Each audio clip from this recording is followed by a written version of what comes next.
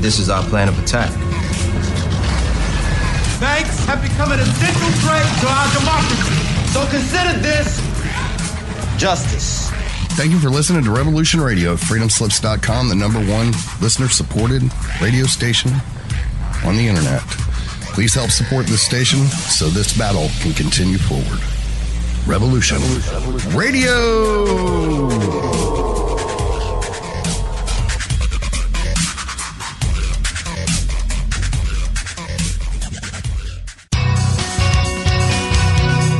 Thank you for listening to Revolution Radio at freedomslips.com. Any commercial advertising you may hear in this program is of the sole discretion and benefit of the host of whose program you are listening to. Revolution Radio does not endorse any commercial products, nor does it accept monetary compensation for on-air advertising of commercial products, nor will it ever. We are and shall remain 100% listener supported. Any product advertising on this program are considered used at higher risk, and Revolution Radio shall not be held liable for any claims or damages received from any product advertised within this program. Revolution Radio, where information never sleeps.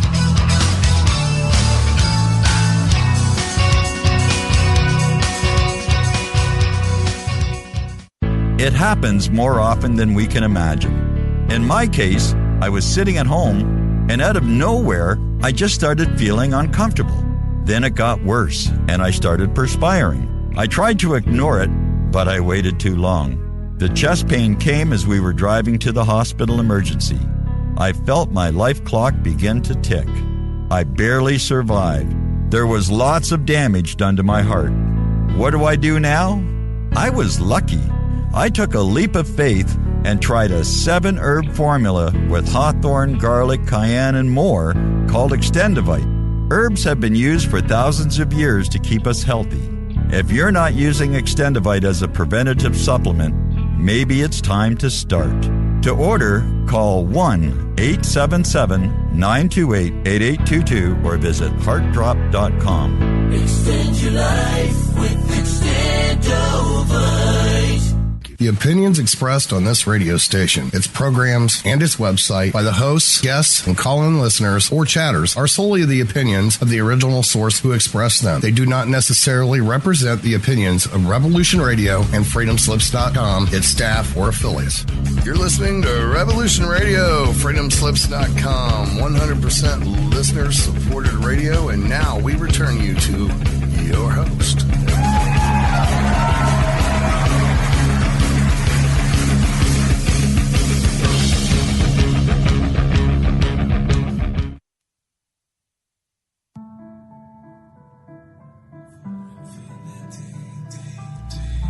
Do you feel as if you don't belong?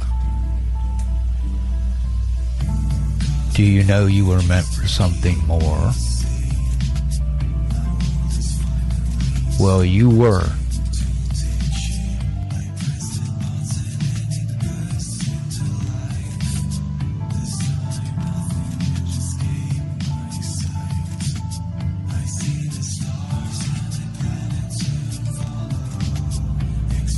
Knowledge of who you are and where you really are from is within your reach.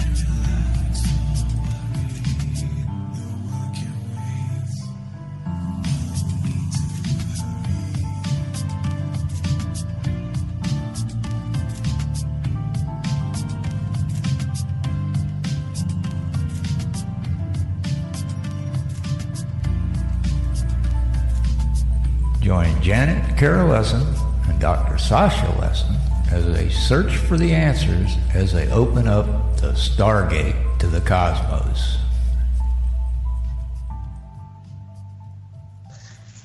Hello, everybody, and welcome to Stargate to the Cosmos. And I'm your host, Janet Carol Lessin, with my co-host, Dr. Sasha Lessin. My producer is Thomas Becker, and our special guest today is Teri Lynge-Kehl. Hope I pronounced that right. She can correct me if I didn't. But before I bring her on, I want to tell you a little bit about her. Teri is a leader in all things strange and paranormal. There isn't much Teri hasn't studied when it comes to matters of the unknown. She approaches her studies scientifically with an open, non-judgmental mind and no subject is too controversial to research. Her personal encounters started as a young child and have been consistent to this writing. Her desire to know truth led her on a personal quest that has guided her to this day, 45 years later. She experienced a very powerful spiritual happening in 1973 that changed her life. Her personal extraterrestrial experience in 1979 changed everything she knew to be true and began a deeper study of what life and spiritual truth were really all about beyond the veil of biblical doctrine. And I have a much longer bio and lots of pictures of Teri and a collage up on aquarianradio.com. And so before I bring on Teri, I'm going to do a little sound check with Dr. Sasha Lessin. Hi, sweetheart. Are you there? I am. So glad to be here. Sweetheart. Yeah, first I'm going to get Sasha sound check, and then we'll bring you in, Teri. Hi, sweetheart. You there? Sash? Uh-oh. Sasha, can you hear me? Oh, darn. Well, let us begin. Matt, do you see Sasha there? Did he come online? Yes, he's online? Muted. He's muted. Oh, Sasha, you're muted. Okay.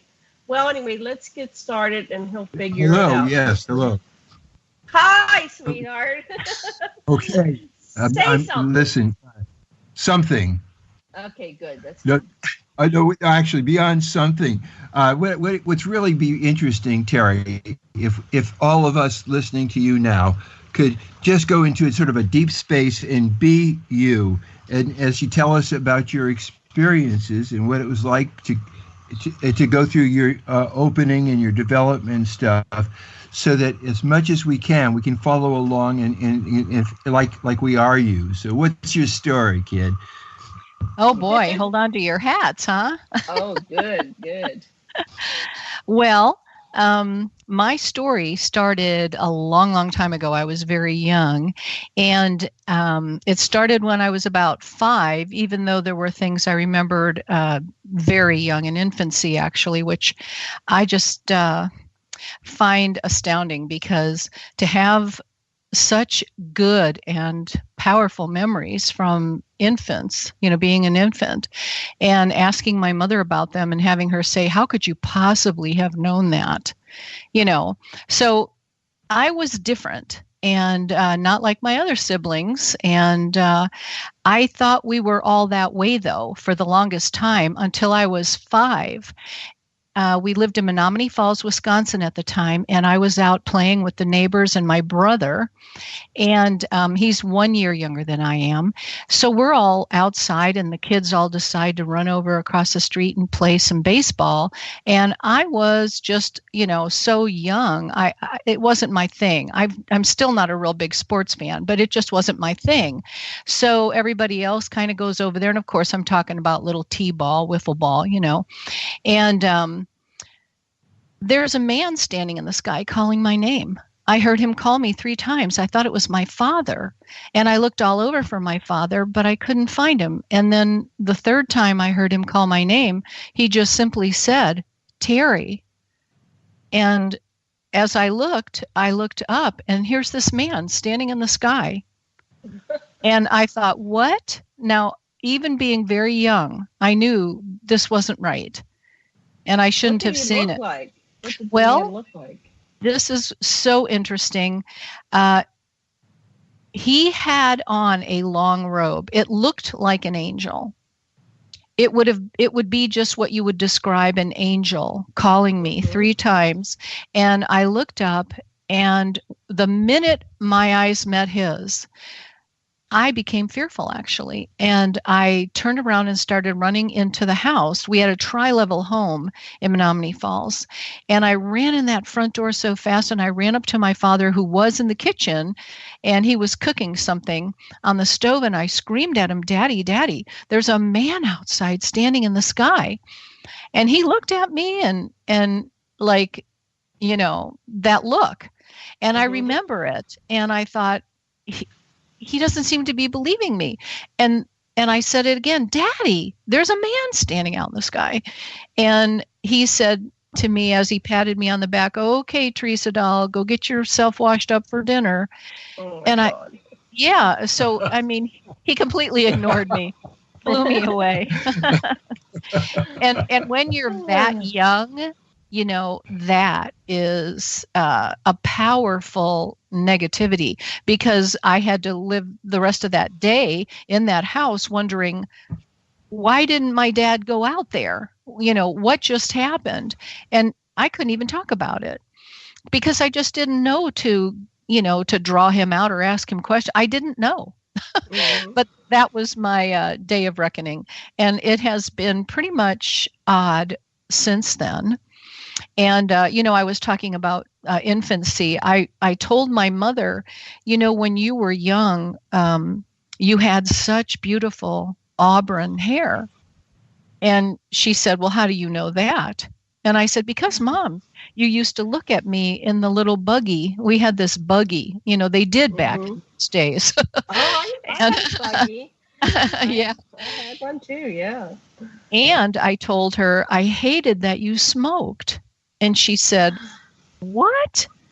And I said, because your breath was so bad. And I said, you would smoke and then you would talk to me or pick me up or do something. And I just thought, oh, that smell. And she goes, Teri, how did you know my hair was that color? I said, because Mom, your face was right in front of me. And she goes, but I've never, I colored it, for years and years when you were little. But when you were really little in the buggy, I had auburn hair. Mm-hmm. And I thought, isn't that crazy? And there were no pictures back then. We weren't a wealthy family when my mother and father were just married. We were, we weren't upper class. We were just, we were getting along.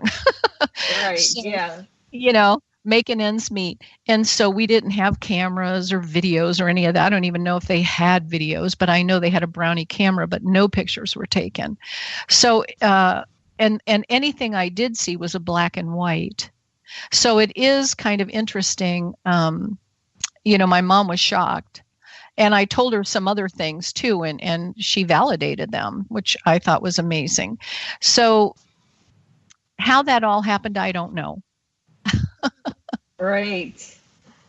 Well, not everybody remembers, but Sasha, he's told me that, Sasha, you said that you remember a lot of things when you were a child, and that one of the reasons we don't remember is because we have trauma, right? Is that what is correct, honey? You there? That's right. Basically, if you learn to cover up something from yourself to handle it, it can become habitual, or you can examine it. And examining it's part of the maturation process that reflective people do anyway. Or you can do it with an entheogen or a therapist. There's a lot of ways. Meditate. Yeah, so absolutely. So you had a pretty good childhood. So you weren't real traumatized. So what else do you remember? Well, then the next thing that was very profound that I remembered was I was walking home from, let's see, I guess that would have been back then. We didn't call it middle school. It was just like third grade. And I was coming home, and all my other friends that I was walking with, they all went home, and my walk was a little farther. So I was alone, and I turned down my street, and I'm passing this one little bush, and I was kind of a little nature girl. I loved to smell the flowers, and I loved to pull these little leaves off and break them in half and smell that fresh leaf, And I used to stand by this one little leaf, and I broke it in half, and I was sitting there sniffing it this one day, thinking, oh, that's just so fragrant. And all of a sudden, a very powerful male voice said to me, Teri, are you going to be good or are you going to be bad? Just like that. And I immediately answered, oh, I'm going to be good. And I thought to myself, now who was that? And I turned around and there was nobody there. And I looked up again in the sky and there was nobody there. So I thought, how interesting. And then I didn't give it another thought, but I mean. Teri, let me just go back a step, because I'm still mulling the way your father dismissed what you were trying to communicate. And what you did with that. And then I went on to give an example of what a mature consciousness does when it contemplates itself. And I could hear you saying that story about your dad, which was, very confusing and profound when it happened, but you don't have a charge on it. And that's what I mean by a mature consciousness. Okay, there. That's my Z.A. Garnick effect. I'm finished that. Well, thank you for sharing. I thought it was really profound that without even giving it a thought, that just shot right out of my mouth. And so obviously that was who I wanted to be. I didn't want to be anybody that was evil or wicked or whatever. I really wanted to seek what was right and what was good and wholesome. And really, that has been my entire life, except for the fact that over and over and over through my life, much negativity would come and attack me. And it was a full-on stream. I mean, every year, every month, it never stopped. And I really thought when I was like 16, I thought this must happen to everybody. And then when I asked somebody, because I really got fed up with it, I thought, I can't sleep at night. I'm always being awoken or something is happening. Like, for instance, when I was like about 14, I was laying in bed one night and my mother was working 2 jobs. It was just she and I. My father divorced my mom, and all my siblings went and lived with him. And I chose to live with my mother because she was all alone, left all alone, and that in and of itself was a big, huge story. Here's this little girl standing in front of a judge and he says, "You have to go with your dad." And I said, "Oh, absolutely not, sir." And he asked me why. And I said, "Well, take a look at my mother. Look at her crying over there." And I said, "All my siblings are with my father." And the judge smiled at me and said, "She is young, but I'm going to let her go with her mother." Wow. And so it was just my mom and I. And so anyway, my mom was working 2 jobs to keep, our heads above the water. And she often came home around 2:30 or 3 at night because she worked on a switchboard. And I tell you, living alone by myself at that very, very young age in all these different apartments that we went to. We lived in at least 21 apartments in the city of St. Petersburg while I was growing up, which was a real challenge. But often I would hear voices, I would see things, moving and happening. And I would say to myself, I didn't see that. And then I'd see it again and I went, yeah, but I did see that. And I thought, oh, darn it, now what am I dealing with? So often I didn't sleep, which made going to school a little difficult. But one night while I was laying in bed, I thought my mother had come home because I felt a hand caressing my face. Mm-hmm. And it started at my forehead and went down to the end of my chin, and then it went back up to my forehead and went back down to my chin 3 times. And so finally I came up out of my slumber and I thought I was going to see my mom, and there was not a soul in the room. And I thought, oh dear, and so I picked up the phone. This is hysterical. And I called the operator back in those days. You dial the O and the operator came on. And I thought, right. I just need to hear a voice. Somebody that's real. And what did the operator say? Well, I think she caught on because I kept asking her question after question after question. And finally she did say to me, "You have to hang up now." Oh my gosh. I never found too many caring people as I was growing up. So it made me very independent, incredibly strong. And I guess I was being groomed for who I am. The truth is we're all quickly becoming who we will forever be in eternity, And right. it was part of my process. So many, many other stories, but So who was in your house at night? Did you ever discover Was it extraterrestrials or interdimensionals or ghosts or any particular being? Was somebody following you from apartment to apartment? What was going on? Well, I think that I was in all these older apartments, and of course, St. Petersburg used to be called Wrinkle City because so many people retire and come here to St. Petersburg. It's absolutely beautiful, just stunning place on the water, west coast of Florida, and of course, I was just a little kid. None of that made any difference to me, but all these apartments had been lived in by elderly people who had passed. And I believe that I was just having, spirits approaching me. And because that wasn't what I wanted, I kept pushing them away. I didn't want to be involved with them. And now I see how psychics gather people to themselves because, as if they come to you while you're young, you're figuring all this out as you go. And I chose not to accept that, but I think psychics choose to accept that. And I pushed them away. So they were trying to reach out to me. I just wasn't letting them in. Mm-hmm. I don't think it was the same one, but I do think it was kind, loving older people who had passed. I really do, because I was never harmed or hurt. There was really only one time where I was really attacked, and well, not one, there were several, but I mean one that was really quite frightening. Do you want me to just share that, or? Yeah. This is a flow of consciousness. Share what pops to the top of the queue that you think is important for our people to hear. Go ahead. Okay. I'm sure others have had these types of experiences. Like I said, mine were never ending. I had hundreds and hundreds of them.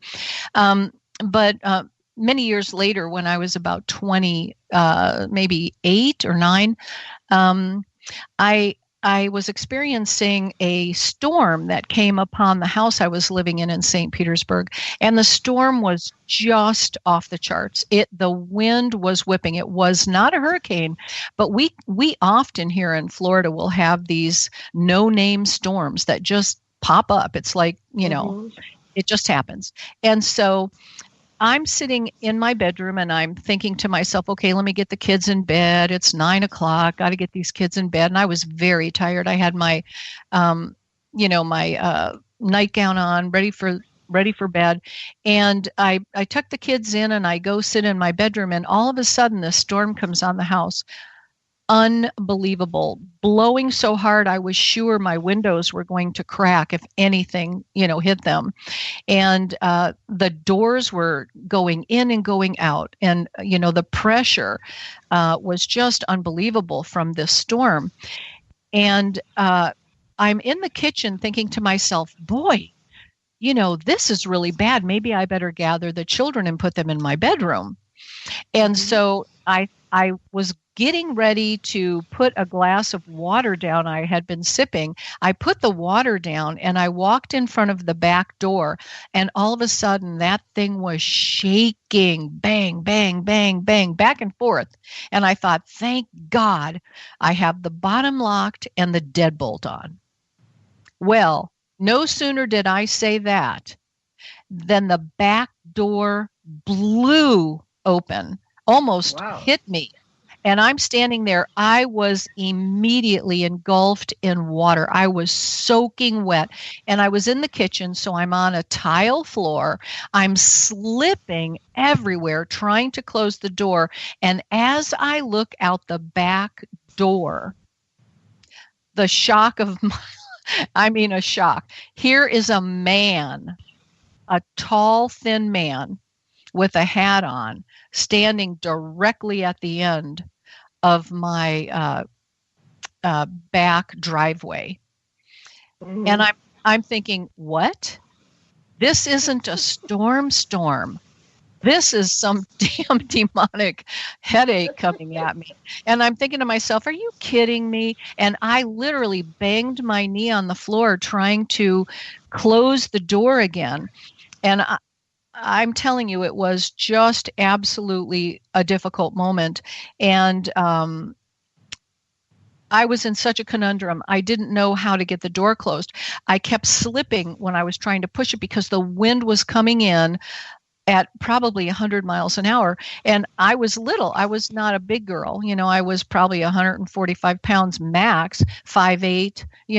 I'm trying to shut this door. My feet are slipping. I've already whacked my knee. So I lodged my feet between my counter and this other wall, and I pushed.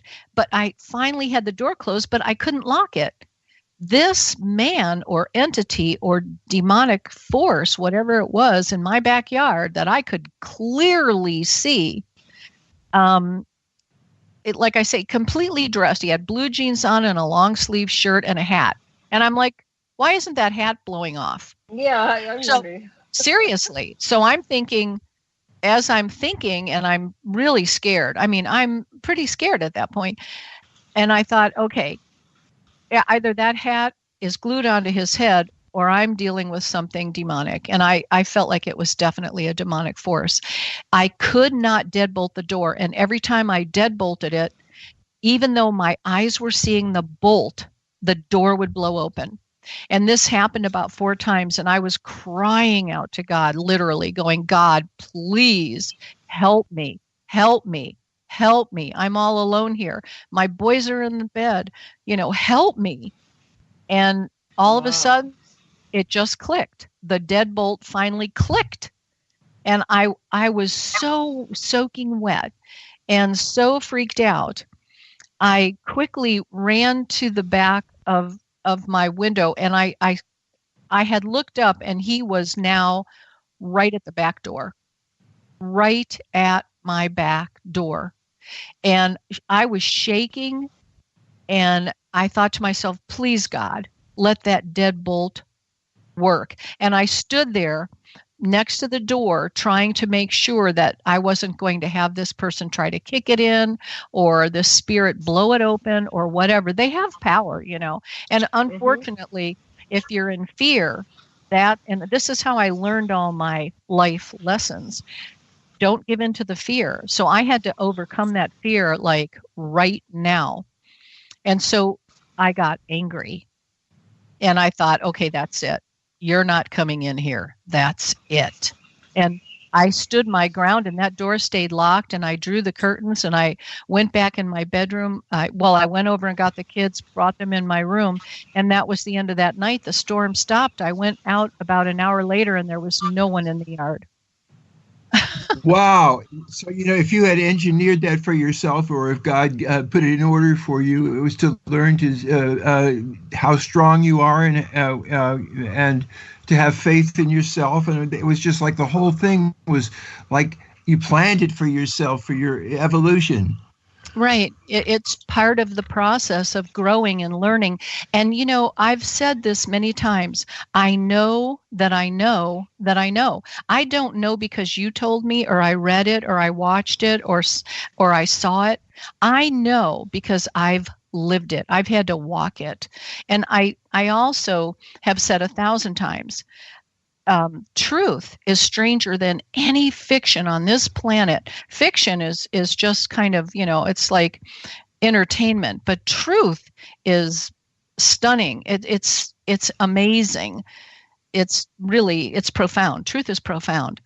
And all these different lessons that I've had have brought me to this place where I am in knowing what I know because of walking through it. And like I had a neighbor at another house, a really lovely neighbor, and she had passed away. She had died of cancer, and I had gone over to see her the day that she died. She was right next door. And I said to her, Dottie, I love you. You're leaving, and, have a pleasant trip. Hope to see you someday, not too soon, but I hope to see you someday, Right. And so the next day I'm in my house. I'm taking the sheets off the bed. I'm getting ready to do the laundry. And in my living room, Dottie is calling me, Teri. And she had a very specific voice, well, don't we all? But hers was really specific, and I loved her, and I loved her voice, and we used to laugh at the back fence, and she was calling me, and I thought, isn't that something? I didn't see her, but I clearly heard her. Mm-hmm. And so many of these things have happened, and I didn't allow her to come. I didn't allow her to come through. I guess I draw the line at that. Right. I had a full body apparition of my grandmother come to me in 1993, and I was sitting on my bed and just reading a book, and I looked up, and she's standing in the doorway, fully dressed. I could have gotten up and hugged her. It was a solid human being, and everything about her was as she was in this life, but she had been dead for years. And I looked at her knowing who she was. Now, my grandmother was a very strange, almost wicked person. And, the whole family agreed. I wasn't the only one with that thought. And all the other grandkids were like, oh, she's so mean, Mm-hmm. And so she was pretty mean to my mom, too, her whole life. And she was just true to form. She lived a miserable life and was a miserable soul. And so while she was standing there, I'm looking at her, and she's trying to speak.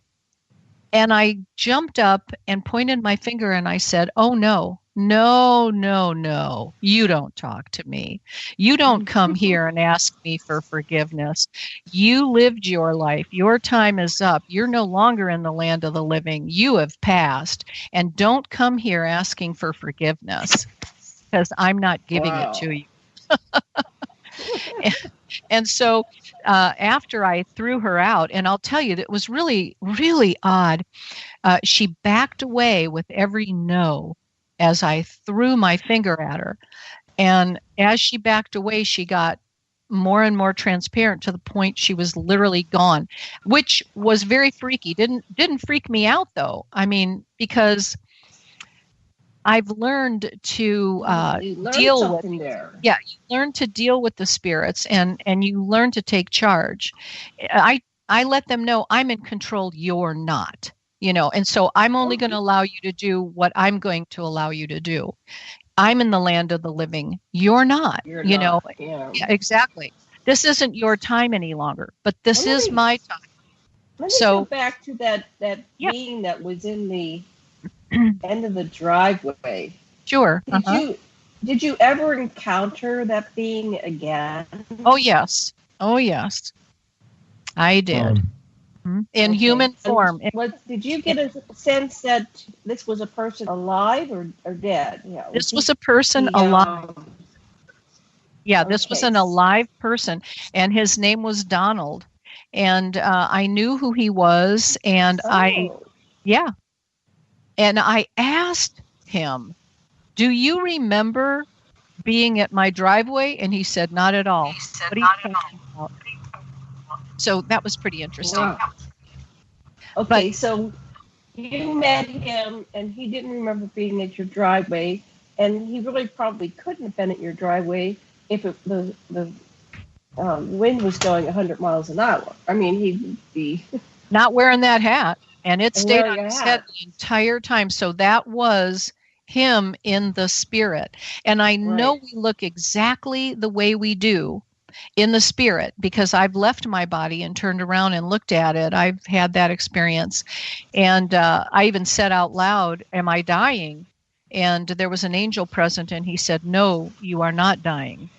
And I thought, oh, isn't this interesting? So transcendental meditation or out-of-body experiences are very real.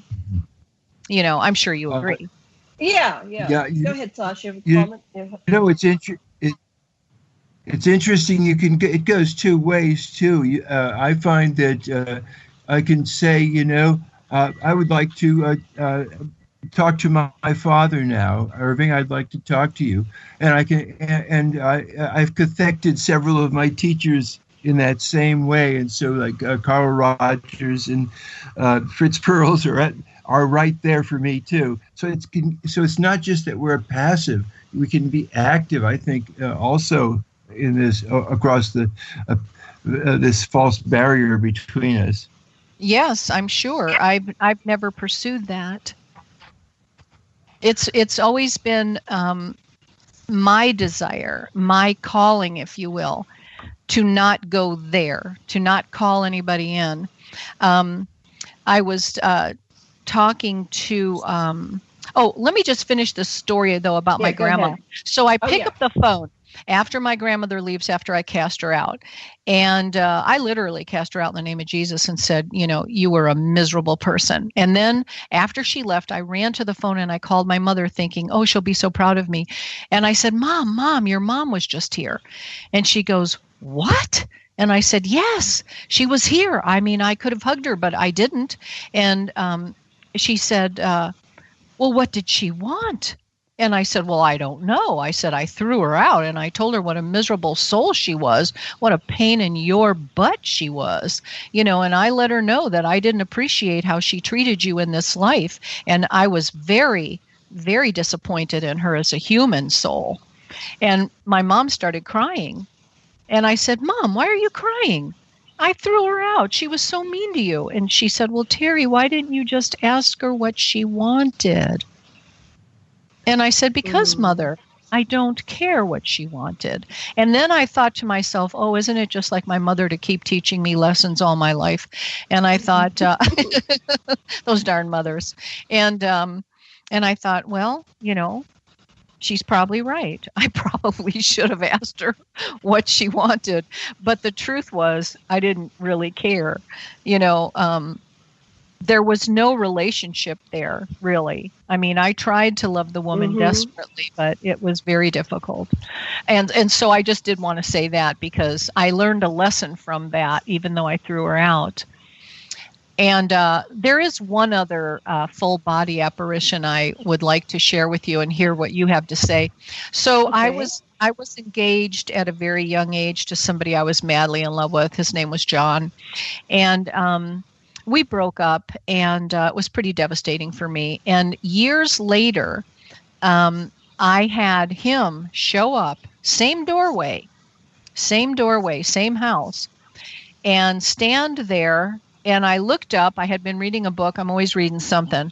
And I said, John, what are you doing in my house?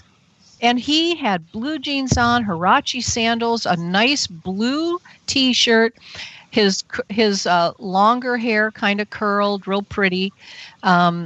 He looked exactly as he did. And very handsome man, very tall man. And so then I'm still looking at him, and I thought, wow, doesn't he look terrific?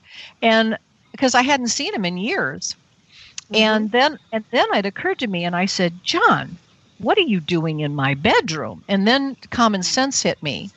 And I'm like, oh crap, this isn't John, and I thought, and because the doorbell didn't ring, hello, wake up, Teri.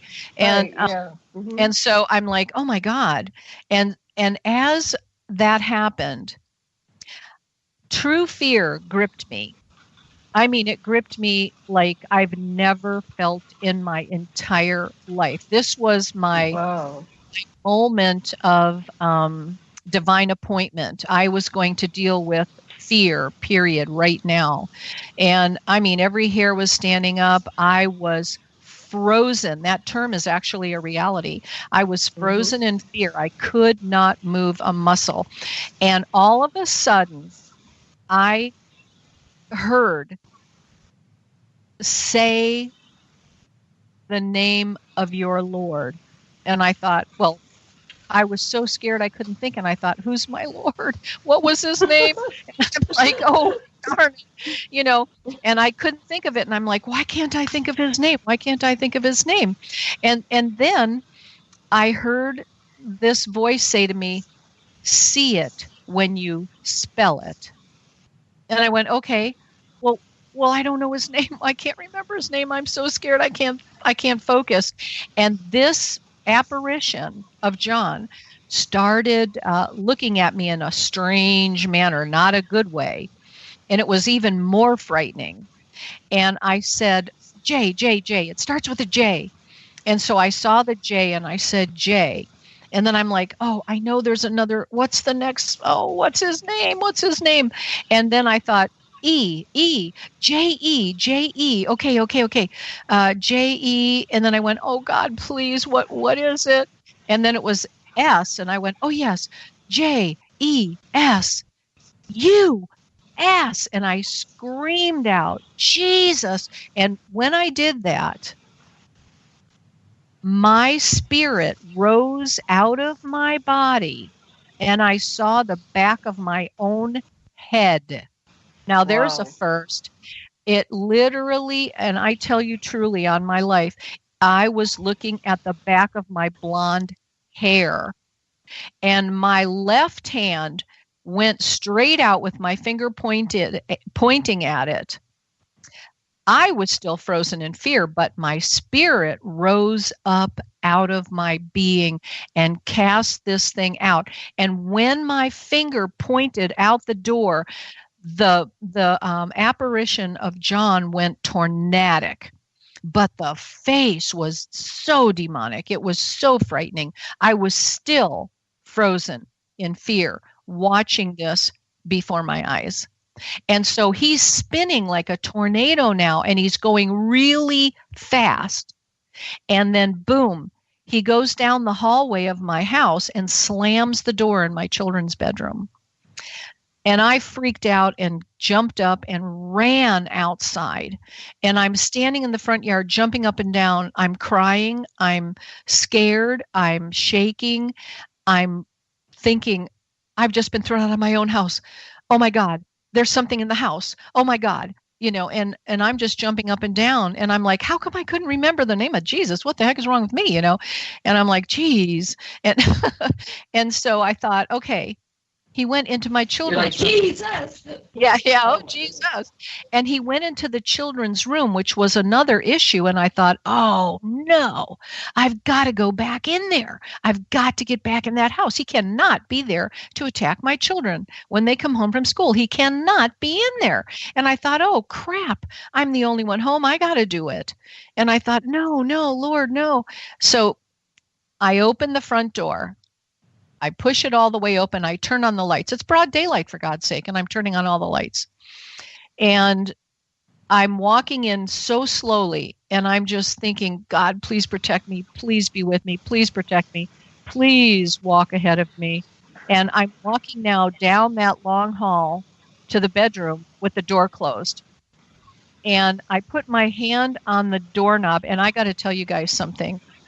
The most powerful thing happened at that very moment because I had won the battle. Didn't even know I was in a battle, but I won it right then and there because my hand was on that door. And when I opened that door, I was enraged. There was no fear in this little girl.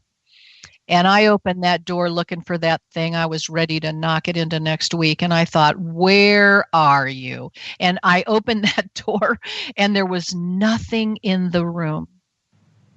And I thought, okay, I'm dealing with a demonic entity. And I literally said, where are you? Get out of this room now. And I took authority over it and cast it out. And the house was fine. But then my children started seeing things in the house. And, they would come into me at night and be crying and shaking and fearful and telling me there was a man standing in their room. And, oh, dear Lord, what I went through. How many children do you have? And what are they, boys, girls, ages? I have 2 boys. And they were living with me then. They were very young. And, this was all happening while they were going to school. I mean, their school years were some traumatic years for me, dealing with all the different things that were happening. And even before they were born, like when my son Jason was born, I had a vision of an angel come to me about 5 months before he was born and say, you'll have a son named Jason. And in the 70s, we did not have sonograms. We did not know you were going to have a boy or a girl. You just waited till your child popped out, and there you had it. Ta-da. And so I kept telling all the doctors, oh, I'm going to have a boy, and his name will be Jason. And I remember they laughed at me at she doesn't have a clue.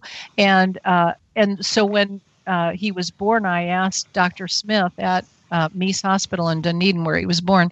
I said, make sure you don't give me anything. I don't want to be numb. I want to have a natural childbirth. I want to get it over with. And he goes, well, gee, you might want something. I said, no, I want to be cognizant. I want to know immediately if it's a boy.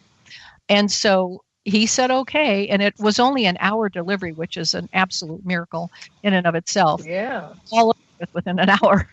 And Jason came out, and I said, there he is, Jason. And Dr. Smith looked at me and he goes, well, I'll be darned, it's Jason.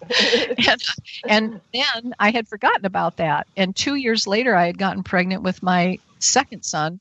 And about 5 months later, the exact same angel came and said, you'll have a son, name him Joshua. That is the truth. And many, many people in St. Pete know me for that. Because I proclaimed it when it happened. And at the time, my husband was like, oh, no, we're not naming him that. And I'm like, oh, yeah, we are. That's how it's going to be. But anyway, I mean, weird things like that was my life, Did you ever talk to the ex? Go ahead, son. What did you think the demonic force, the demon, wanted of you? Why was it? Just to snuff your light? What was this force coming against you to teach you, or what was that really about? I believe that God had allowed it in my life to teach me to overcome wickedness, evil, and fear. Things that would be in my path, in my life, and had been in my life, and yet I wasn't able to deal with. I lived in fear. When I was young, I was afraid to sleep with the lights off because so many things would happen. There would be people standing in shadows in the room, and I knew I saw them because I go, okay, I didn't see that. And then the shadow would move right across the room, and I'm like, oh, crap, I saw that.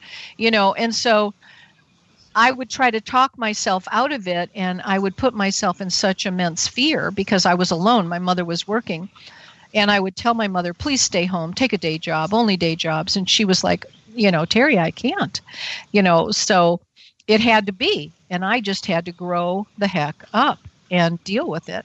And, So it seems that what you learned was to turn fear into effective action, which you used your anger to get you going. You turned it into something where you're proactive, really.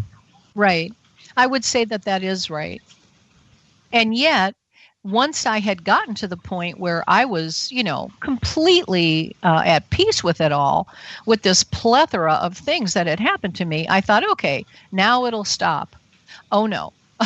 Oh, no. It just kept coming. I mean, all the time it kept coming. And,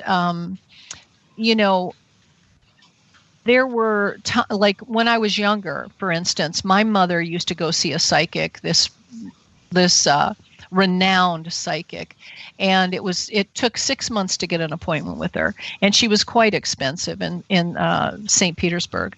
And she took me down there in like 1967 to sit while she went in to be read. And she brought me into this place, and the psychic, we were about 5 minutes early, and she yelled from the back room, I'll be out in a minute. So she told, my mom says to me, sit here, Teri, keep your mouth shut, don't move, don't touch a thing. And I was like, oh, geez, I really don't want to be here. This is kind of a little bit scary for me. It's not enough that I have to sleep alone at night, but now you're in a psychic's house. And I'm like, oh, geez. And so my mom is giving me all these instructions about don't speak, don't move, don't do anything, don't touch it, And the woman comes around the corner, and she looks at my mother, and she has her arms out to give her a hug, and then her eyes meet mine. and she starts screaming at the top of her lungs. And I mean, she was as loud as you can imagine a grown woman's voice screaming. And she started screaming, Mary, Mary, that's my mother's name. What is this child? And I'm just sitting there looking at the woman like, oh, good grief. What is this all about? You know, she had me so scared. I wanted to get up and run. And my mother had told me, sit still, don't move, don't talk. And, you know, I'm thinking, I don't know that I can sit here with this screaming woman. She's frightening me. I need to run. And then she goes, look at her. God, I've never seen God in a child. I've never seen God ever like I've seen with this child. Look at that aura. Look at that girl. And my mother goes, don't look at my daughter. I paid for you to deal with me, not her. Wow. And so now they're having this, and I'm sitting there going, what? And I thought, yeah. And this psychic's name was Miriam, and she was so freaked out by my aura, and I didn't even know what an aura was. It scared me so bad because I'm like, what, is something on me? Is, you know, what the heck is on me? And I had no clue. Yeah, I got serious cooties, and she's freaking out. I mean, still screaming. And so my mother said, no, you're not reading her. And she goes, oh, no. She goes, I don't need to read her. And I thought, well, I don't know even what that, to this day, I don't know what that meant. You know, one thing that is trouble between you and your mother. That's a separator. It's bound to make your mother and you separate. That was a hex. You know, that is crazy that you would say that, because she and I lived our whole life separated. I mean, whole life. Yeah. Yeah. Well, you know, even though she was somewhat kind and loving, she was not the type of mother that any little girl needed. You know what I mean? I mean, little children need nurturing and care and 3 meals a day. Yeah. And, you know, I didn't get to eat a lot of times for days on end because we didn't have money. And I remember I passed out at school, and they took me to the nurse's station, and my mother was called to come in, and they told her, take her immediately to a doctor. And the doctor, I'll never forget this. This was shocking to me because I had spent so many hungry years and, you know, lonely years and difficult years. My mother was chastised by the doctor, and I sat there with a smile on my face because he said, Mary, this child is malnourished. She's ill. You've got to start feeding her properly. And he just gave it to her and told her, if you don't do this, we're going to have to take her away from you. And that was my mother's wake-up call. And, you know, I think she then realized, you know, so yes, I became this tension in my mother's life for sure. You know, but again, it was also used in, you know, the silver lining was I was learning about life. I was learning about being here in the land of the living, you know, and you've got to be able to make your own way, no matter who you are. You've got to find your strength within yourself and excel. You know, you've got to be discerning. Well, this discernment is obvious that you developed an analyst, an intelligence that you know that you needed to cope with that situation. I see all these steps in your path, and how you just keep opening and opening. This is wonderful. Do go on with your story. Right, and I just want to tell you, in 2 minutes we're going to be at the top of the hour in a commercial break. But go ahead until the music comes on. Oh, okay. Well, I'll tell you about something that happened in 1980 that I thought was really, interesting because, like I said, it just never stopped. Things just didn't stop. So I'm in my house and I'm doing the laundry, and I take all the laundry in the basket from the laundry room into the bedroom, and I thought I'll put the TV on and watch a little TV. So I put the basket on the bed, and I'm standing next to the bed and I'm folding clothes. And all of a sudden, a huge indent in the mattress. Somebody sat down. I hate when that happens. I swear to God, I was like, what? And I backed away holding whatever piece of clothes was, and I was like putting it up to my face going, what now? You've got to be kidding. I can't even do the laundry. And so, it really went down pretty heavy. And I thought, I don't know who is sitting on my bed, but I said, and I don't know why I did this. It's kind of like a joke, but I said, I'm going to sit down now. You get out of here. And I sat right where it was indented. And then I got up, it was still indented. So I sat right on the person. And then when I got up, the indent left. And I said, get out of this house in the name of Jesus. Leave me alone. And it left. And I've heard that when you evoke Jesus or your, whatever your belief, when you evoke that entity, I've heard that works. It really does work to get rid of dark forces. Yeah.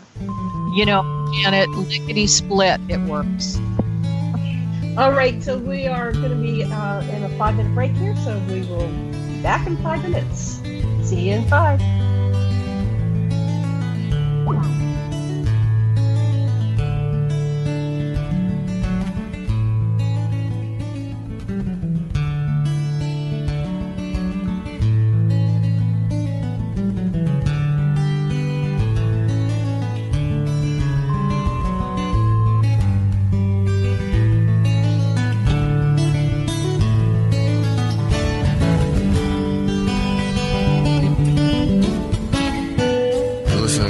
Radio at freedomslips.com. And we'll be right back after this message.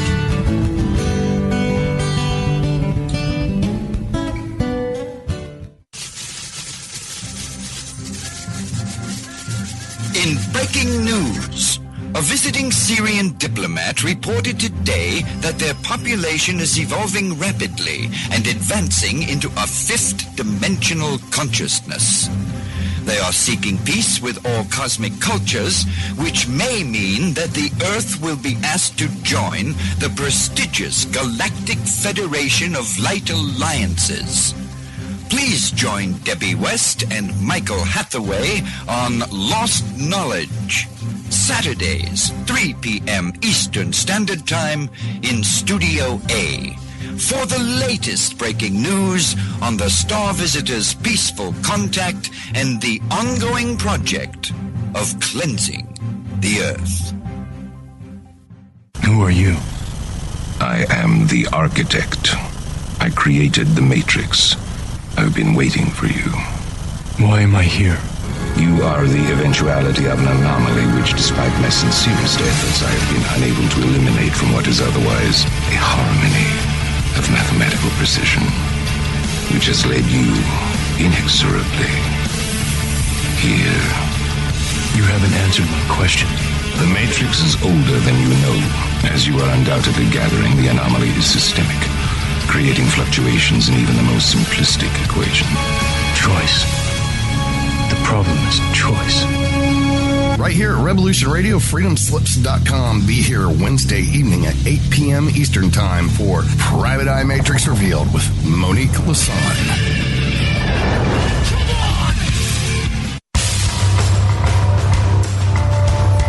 Hello, my name is Mr. Rowe. I am the host of Reality Extraction. on Revolution Radio at freedomslips.com. I utilize logic, intellect, and magic to methodically atomize, vivisect, analyze, examine, study, scrutinize, and extract an essence of reality from a fog of illusion and confusion. You can find me on Studio B every Thursday at 1700 hours Pacific Time. That's 8 p.m. Eastern. No topic taboo, no subject too strange. I strive to take a neutral standpoint during the dissection of the topic at hand. That's Reality Extraction with Mr. Rowe on Revolution Radio.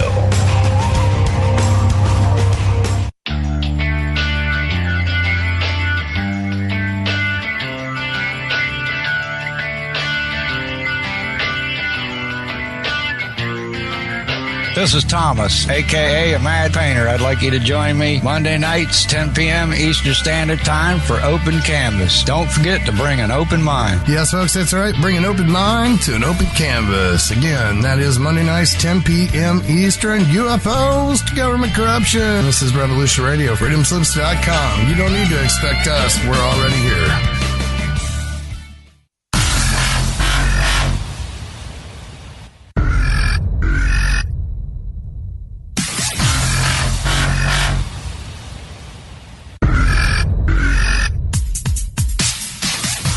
Thanks for tuning in to Revolution Radio. Here at Revolution Radio, we are listener-sponsored and commercial-free.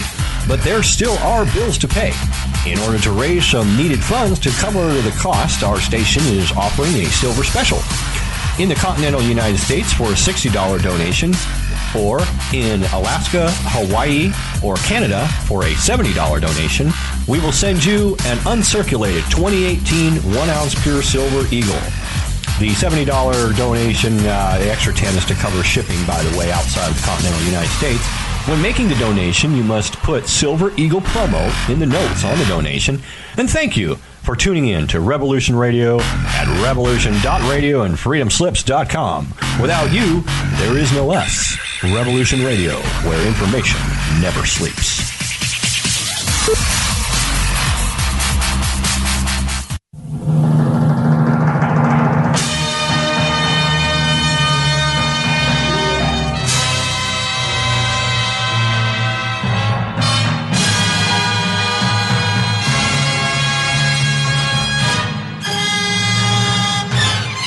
Collision Course is back. Schedule will be on Revolution Radio every Saturday night, 6 to 8 p.m.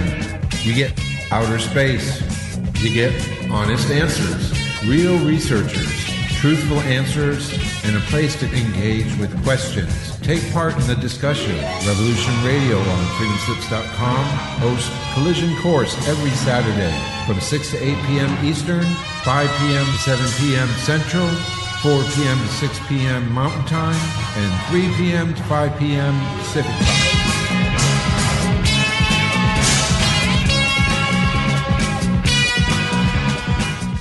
It happens more often than we can imagine. In my case, I was sitting at home, and out of nowhere, I just started feeling uncomfortable.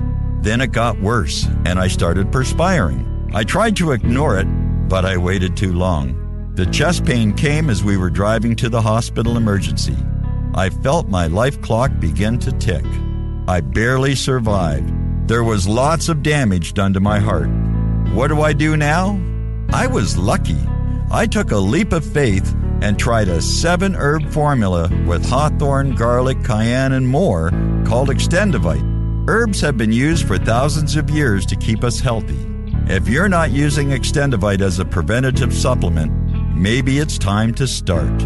To order, call 1-877-928-8822 or visit heartdrop.com. Extend your life with Extendovite.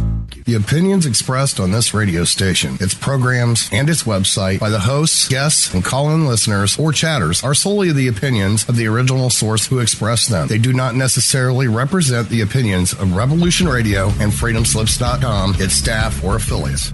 You're listening to Revolution Radio, freedomslips.com, 100% listener-supported radio, and now we return you to your host.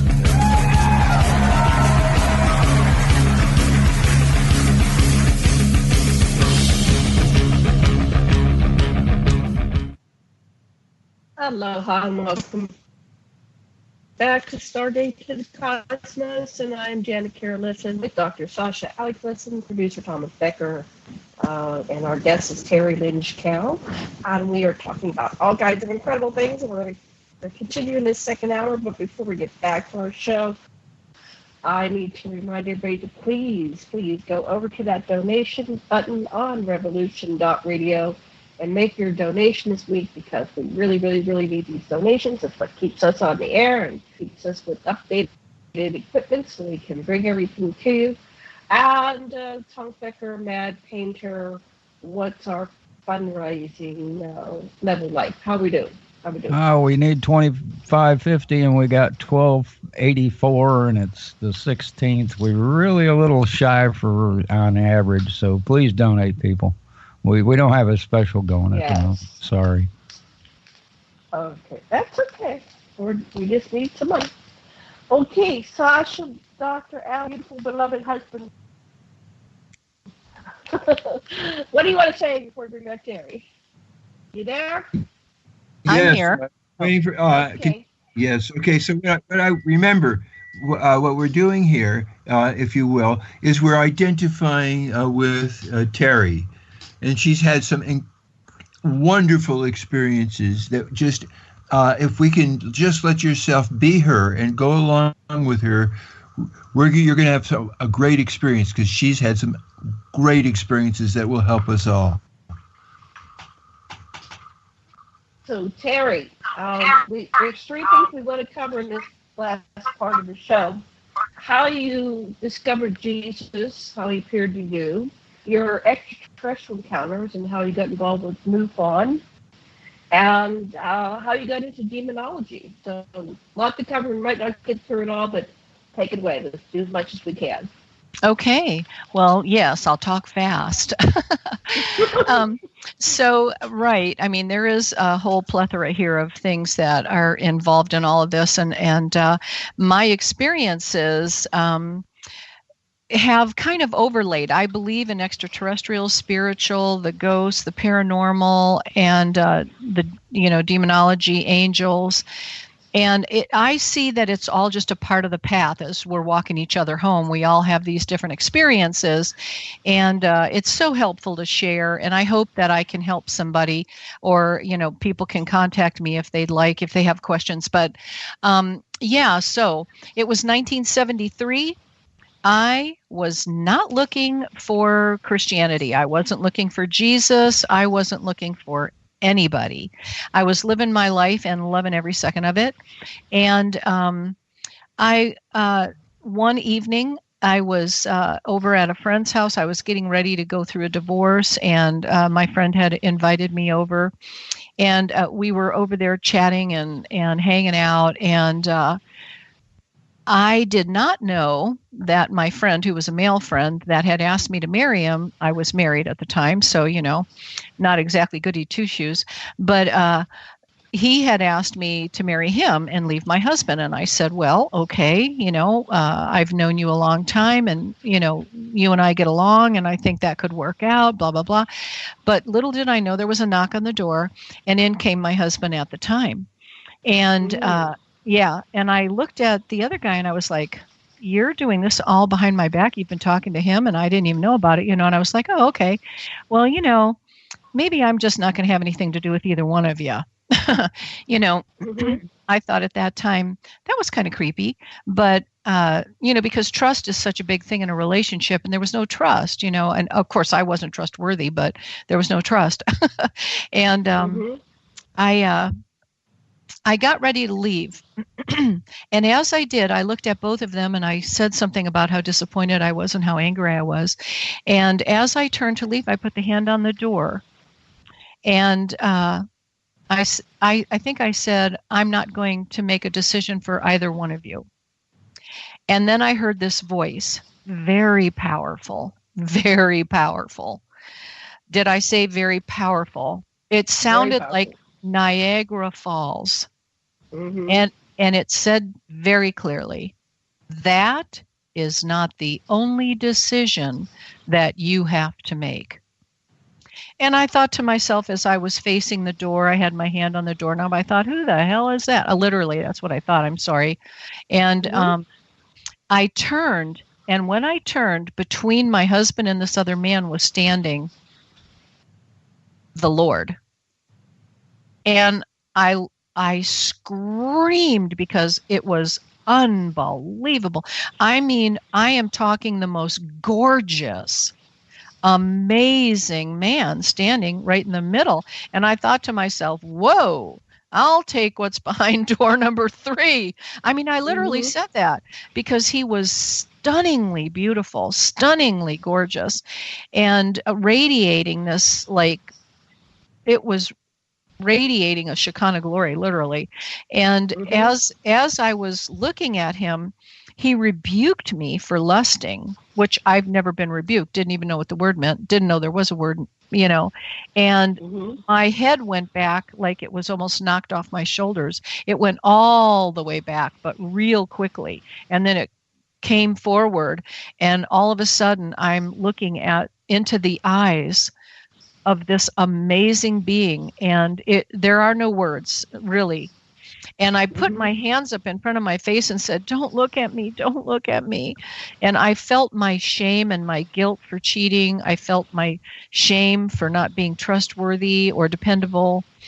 And he literally, his eyes moved my hands. He just stood there looking at me, but his eyes were so powerful. It was like they were literally flames of fire just burning my hands away from my face. And as my hands went away from my face, again, I'm looking right into his eyes, and he's standing so close to me. And he held his hand out to me, and he said, "You are my chosen child." And I looked him in the eyes and I said, "Chosen? For what?" You know? And then I looked at his hand, and through his hand, there was a hole in his hand so big I could see the carpet through the hole in his hand.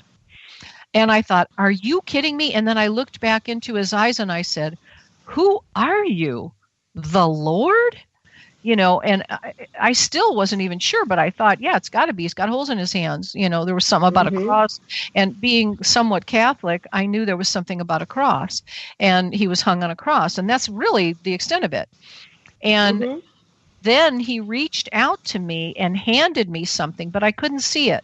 But my arms reached out and took it, and it came inside of me. And I thought, wow, what is that? I felt like I had just gotten a B12 shot or something. You know, I mean, something had happened right there. And my whole being was going through a metamorphosis of some sort. And then he put something over my shoulders like it was a cloak. And it was heavy. It felt like drapery, for heaven's sakes, you know, like, you know, remember in the 70s how everybody had that real thick velvet drapery? It felt like velvet drapery. And I just stood there feeling, oh my God, I'm so covered in this. And then he put something on my head, and it was very heavy. I mean, my head was actually kind of going down a little. And I thought, what is this? What am I, queen for the day? You know, I actually said that out loud. And I could not believe what was happening to me. And then he said to me, you must be born of the Spirit. Oh, no, I'm sorry. He said, you must be born again. And I said, what? I'm 21 years old. What am I supposed to do? Crawl back up inside my mother? I said, oh, come on. What is that? And I thought, you got to be kidding me. This isn't right. And he said, you must be born of the Spirit. And I thought, what does that mean? So here's what's crazy. His lips never moved. He was talking to me through his eyes. It was all telepathic, all mental telepathy. And his eyes were fixed on me. They never moved. He stared right into my eyes the entire time. It was captivating. Did anybody else see him or sense him? Yes, both men sitting, one to my left, one to my right, were in freeze form. They could move their eyes, but they couldn't move. They were in the room watching me go through all this. And I let out a guttural scream. I went down on my knees. I went all the way to the floor. And I was in this black place. I mean, I couldn't see anything. It was like I was transferred now somewhere else, and I was dead. And I forgot to say, just before that happened, he said, "Truly, this day you will die." And I laughed. And I thought, 21, I'm in perfect health. You got to be kidding me. And boom, my body hit the floor. It hit it so hard. And then I felt a crack from the top of my head all the way down to my feet. And it went very, very slowly. And I was in utter pitch black. It was a place of strange hopelessness. It was crazy. And I had never experienced anything like that. And so then I just rose right up to my feet. How that happened, I don't even know. I didn't consciously do that. And I rose right up. And as I stood up, he was still there. And he kept talking to me and telling me things and saying these things I had never heard before. His deep, deep love for humanity, his deep, deep love for me. And this was my day of birth. This was my day of reckoning. I was born again. And I never heard any of those words. I swear I had never heard any of that. And so I asked him, well, what do you want me to do? And he went and stood next to my then husband at the time. And I thought, oh, you want me to go back with him? And, that was a little hard for me because that wasn't what I wanted to do, but it was what he was telling me to do. And so I said, okay. And I picked up my purse and I eventually ran out of the house. And I thought, okay, that was crazy. That was crazy. And I drove back home and I left the two guys at the house. When I got back to the house, I thought it was all over. And there was this guy that we had known. He was a Christian. And I said, oh, my God. Everything you ever told me was true. He was there watching my son, Jason. That's why he was at the house while my husband was there at the time. And so I said, everything you ever told me was true, Dean. Everything was true. There really is a God. I just saw him. And he looked at me and he goes, what? And I said, the Jesus that you had once talked about, I met him. I just talked to him. I just saw him. He was over at Ed's, and he's looking at me like I'm out of my freaking mind. He just stopped by Ed's house. And Dean looked at me and he goes, no. He goes, Christians don't actually see him. And I said, well, then why the hell would you believe in him if you don't even see him? If you don't know him, why do you believe in him? And he said, well, because I read about him. And I said, oh, well, you can know him. I just met him. And I'm telling Dean all this. And Dean says to me, oh, my God. So he runs in the house and he gets on the phone and he calls his pastor. And he tells his pastor, this girl just saw the Lord. And of course, that led to me being on TV and radio and every other darn thing. And people are asking me what he looked like and how tall was he and blah, blah, blah. And, people were just. So what did he look like? Well, he was. How tall is he? Yeah. He's about 5'10". He was absolutely stunning. His hair was pure white and it came right to his shoulders. His eyes are so demanding. They're so, oh my God, there really aren't words. Profound. What color? Brown. They were brown, but they were like fire. There was like fire in them. They were not literal fire, but power that consumed me. And I wasn't somebody who believed this stuff, okay? And I didn't read it. I wasn't a Bible believer at the time. I knew nothing. I could not have told you who Jesus Christ was or what he did. I knew that he hung on a cross, but that's about it. Somebody killed him. That's what I knew. And was there anybody else in the room that saw besides your? Nobody saw, but they both felt it and knew something profound had happened.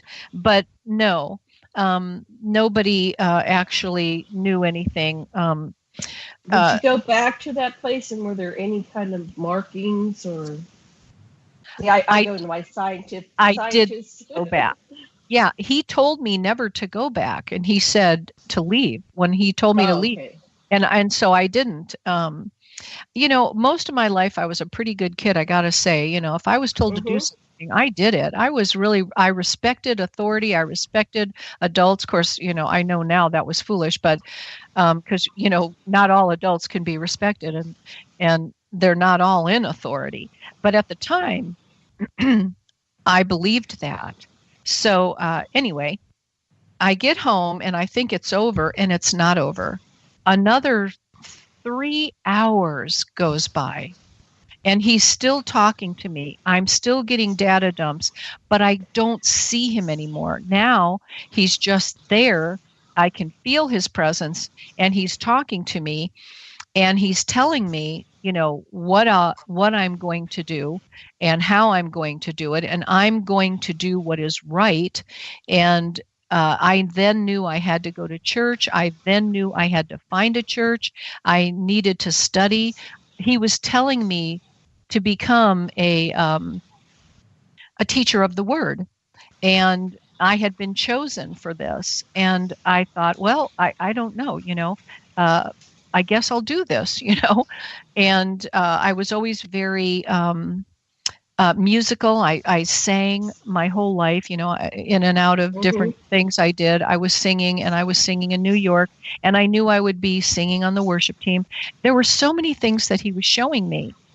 And a couple times he actually came and took me out of my body and took me to a heavenly realm, it looked like Earth, but it wasn't Earth. And he showed me many, many things. So this is why I believe, not because somebody preached to me, although Dean did tell me that Jesus was real. And there was a guy about 2 months before this happened. And I was at a party with that same husband that I was going to leave. And his name was Ron. And he had just come home from Vietnam.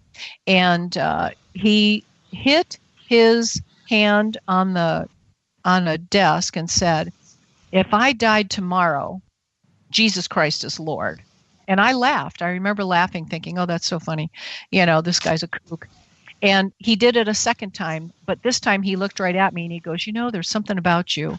I like you. There is something about you." And he slammed his hand down on the desk again and said, "If I die tomorrow, Jesus Christ is Lord." And I'm like, okay, buddy, chill out. We're at a party here, have a beer. And again, he did it a third time, which really blew me away.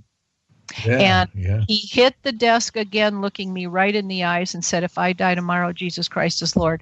Now, that was the one and only time I saw him, met him, spoke with him.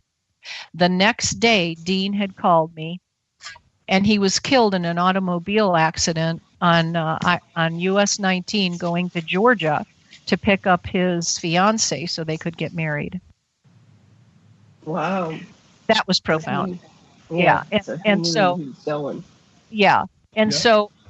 the Lord reminded me of that. I had forgotten that because I just thought, well, that guy was kook. Oh my God, but he died the next day. How crazy is that? His name was Ron Bennett.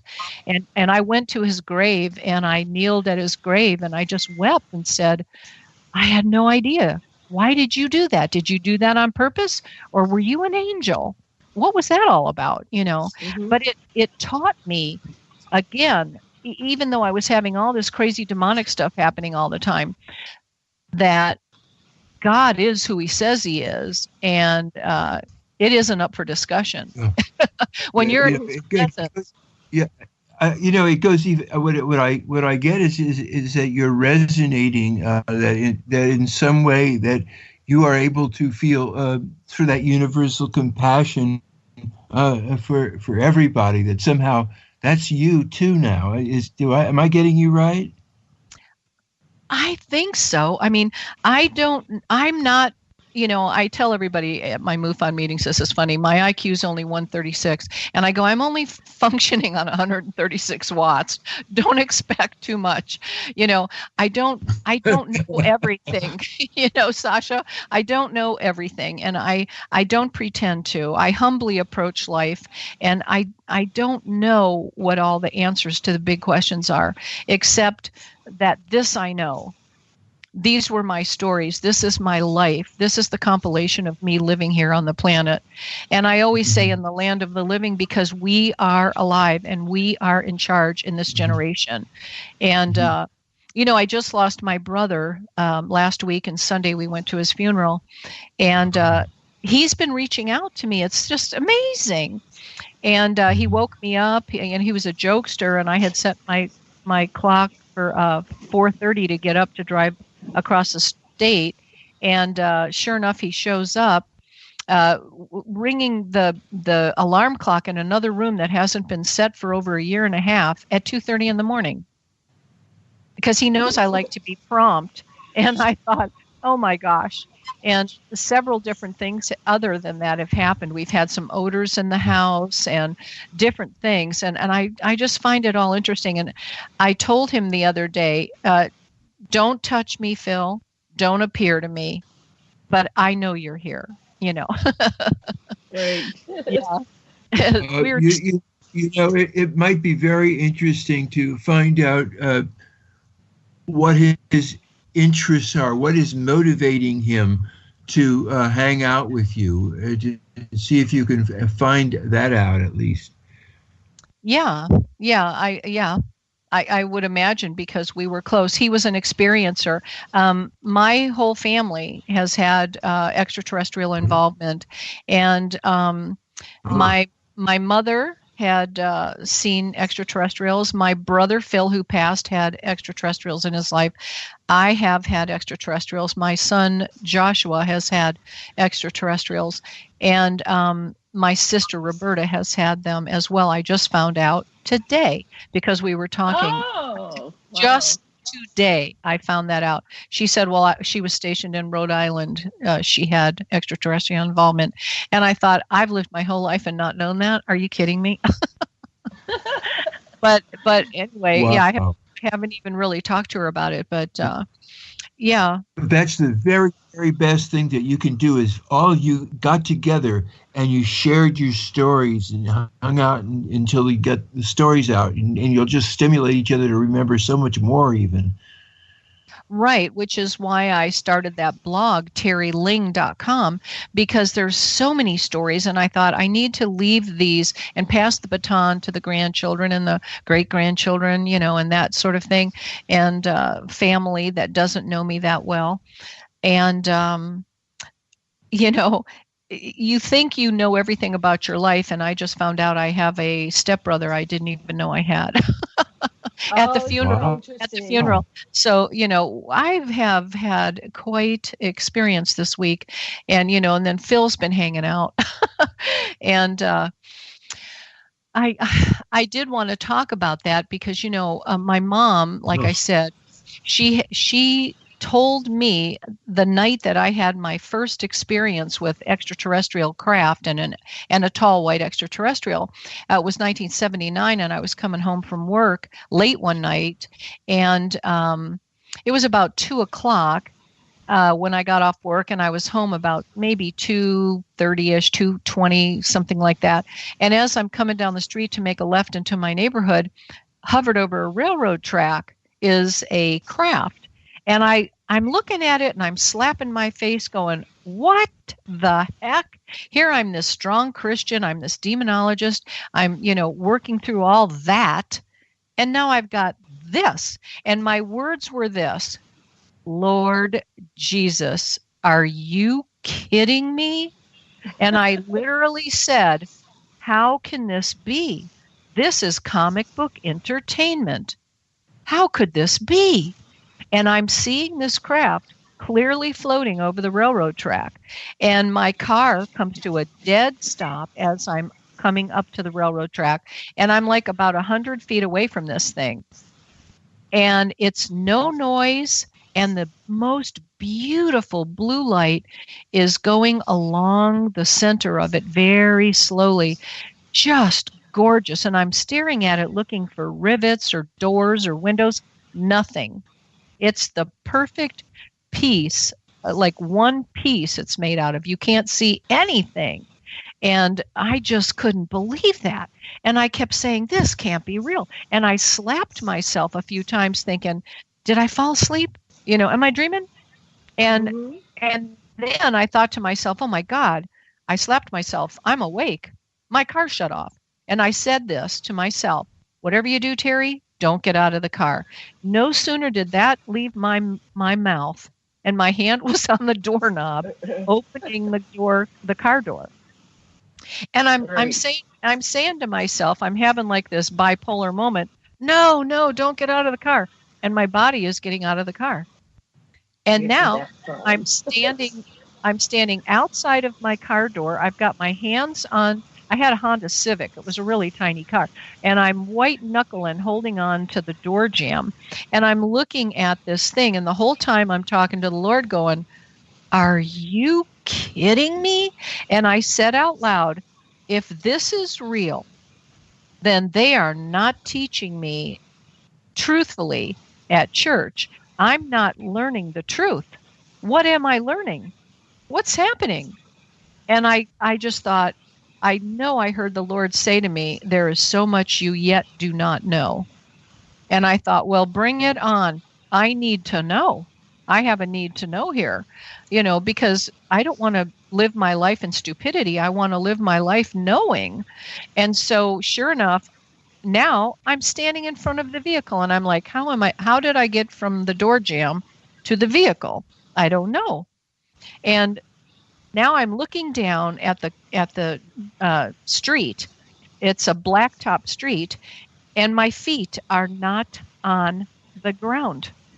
I'm literally about a half a foot up off of the ground. I'm suspended in air.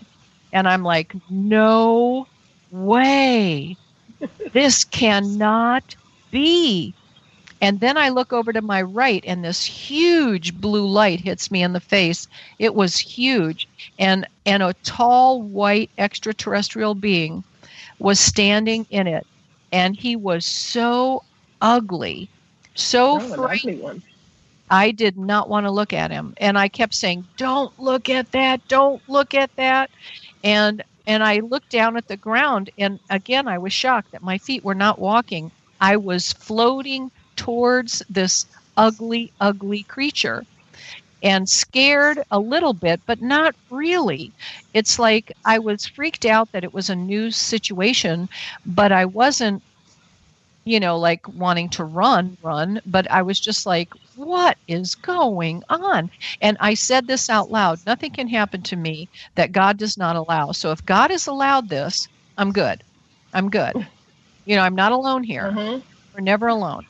And so the next thing I know, I'm inside this craft. There was a second craft, which I originally did not see.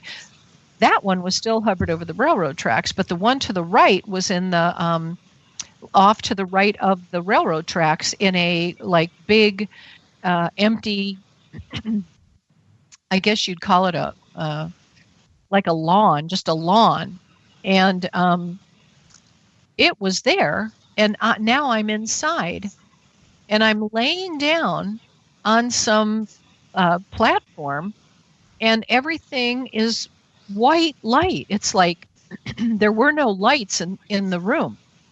The light was coming out of the wall. The light was coming out of the floor. And I thought, well, that's weird. There's no lights, but the room is lit. Right. It was just happening. It was just in the room.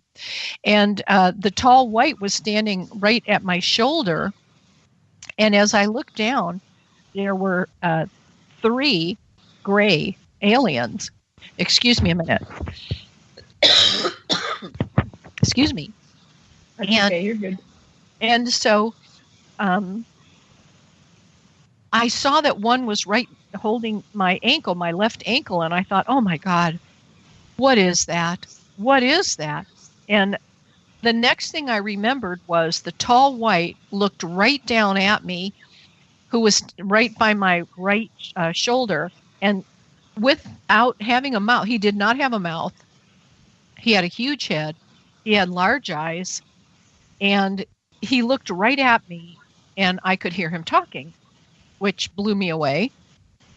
And he said to me, "We are not going to take you. We are not going to hurt you." And I thought, oh, okay. I mean, I don't know why it was just so easy. The next thing I remember was being back in front of my car, looking at the same original UFO hovered over the railroad tracks. And I thought to myself, oh, okay, what just happened to me? And as I'm looking at it, I'm thinking all of a sudden, now I know this sounds bizarre, but it's the truth. I said, don't leave me, please don't leave me. And I was almost pleading, like begging.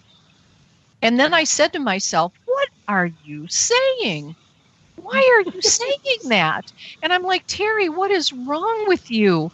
And I thought, who are these people? What is this? I don't get it. And so then I did it again. I said, please don't leave me. Don't leave me. And again, I'm crying. It's like I'm having literally this weird thing going on within me. And I actually said out loud, am I not good enough? Haven't I been good enough? And I don't know, when I said that, I was like, why are they not taking me? Why are they leaving me here? And I'm standing in the middle of the street. There is not a car. There is not a breeze. There is not a sound. There is nothing but me and two crafts. And I don't see the tall white or the grays any longer because now I'm back in front of my little Honda Civic. And all of a sudden, it goes completely vertical. It literally flips from being, hovered over the railroad tracks to vertical. And I don't know how long it did that, but it shocked me. And I went, oh my God, as if this isn't weird enough. And then it shot out about 500 to 600 feet and came to a dead stop in the sky. And I'm like, oh my God, it stopped. And I thought, oh, come back, come get me, and it didn't move. It just stayed there. And I thought, what are they thinking about it? I didn't know what to think. And then from the underside of the belly, because it was still in vertical mode, came a really big, the same size as the craft, ball of fire. And I could hear that ball of fire crackling, literally, like energy, crackling energy. It was freaking awesome. But it was just overwhelming. I could not wrap my mind around all this. And I said to the Lord, are you kidding me? I didn't know what else to say. Mm-hmm. And then as I'm sitting there looking at it, I was like, please don't leave me here. And with that, they both, at an unbelievable rate of speed, headed to the west, like, and gone. I mean, from zero to absolute hyperspeed in a flat second. And they were gone. And I'm standing in the middle of the street now, just standing there by myself going, what? I wasn't good enough. What did I do wrong? What happened? So I'm just sitting there thinking, why did they leave me? And I couldn't go home. I was like, oh my God, I got to talk to somebody who knows me, somebody who loves me, somebody who would understand me and know that I'm telling the truth. And so I got in the car and I drove to my mother's, which was literally a minute from my house. She was right on the very street that it happened on, but to the left, and I was to the right. And so I get to her house, I knock on the door, and her husband comes to the door and he goes, Teri, what are you doing here at this hour of the morning? And I'm like, it's not morning, you goof, it's night. It's like 2:30 or something, and I'm like, oh, he doesn't know. He's so tired, he doesn't know what time it is. And he lets me in and he goes, it's 4:00 in the morning. Oh my goodness. And I'm like, what? And I literally said, Marty, you're still sleeping. And I said, please let me talk to my mother. I said, I've got to talk to my mother. And so my mom hears me at the door and he goes, who is it, Marty? And he goes, it's Teri. And she says, well, for God's sake, let her in. And so, so I get in there and I go, Mom, put the coffee on. I got to talk to you. I got to tell you what just happened. And then, of course, as I'm telling her all this, she's just sitting there listening and looking at me. And I thought, oh, God, she's going to call the police and have me committed. And then she just hits me on the knee and she goes, honey, it's okay. I've seen them too. Oh, my goodness. Oh, yeah. And you would think that that would have been, a good thing, but it made me angry. And I started screaming at her. And I said, how in the world could you have allowed me to be 27 years old, live this long, and not tell me about this? Why didn't you educate me? How could you do this to me? And so, my mom and I always had something going on. There was always this little spiritual battle. And so anyway, so I found out that she had also seen USOs come right up out of the water when she was down in the Gulf of Mexico. And she shared that with me that night. So, so that was that happening. Well, that's what we find, that a lot of times these experiencers are multi-generational. Yes. But it's not unusual. Yeah. Yeah. I have no idea why they chose us. I have no idea why he didn't take me that night. But, it sure was well, not. You weren't good enough. I wasn't good. Yeah, I was a bad girl. I don't know what happened. Well, they tell you, like, you're special and all that stuff, and then it's like, what, I'm not good enough to take me? You were telling me I'm special all along. Come on. But yeah, Jesus, yeah, Jesus was telling me I was special. Did any of your brothers or sisters or anyone see each other? Did you witness each other on the craft? Did any of you connect on that level? No. Oddly enough, no. And, I thought about that over the years. It's weird, very individual happenings in very different ways. Joshua and I were one time having a mom and son date night, and I was coming home from Tampa with him. We had been to a movie and dinner. And as we're going over the Howard Franklin Bridge from Tampa to St. Pete, I see these 3 lights off to the left, and I looked at him and I said, Josh, humor me. Keep your eyes on those lights. I'm going about 60 miles an hour on the bridge. And he goes, oh, yeah, Mom, it's going to be a UFO. And I go, no, Josh, humor me. That is a UFO. And he goes, oh, it's just an airplane. And then he starts looking and he goes, Mom, that's not an airplane. And I said, no, honey. No, honey, that's not an airplane. And he said, oh, my God. He goes, what the heck is that? And I said, well, honey, I think that's a UFO. That's what we would call a UFO. And he and of course, I was working for MUFON at the time, so I'm a certified field investigator. I know what I'm talking about. I know what I'm looking at, but he doesn't. And so this was the night that he came to believe.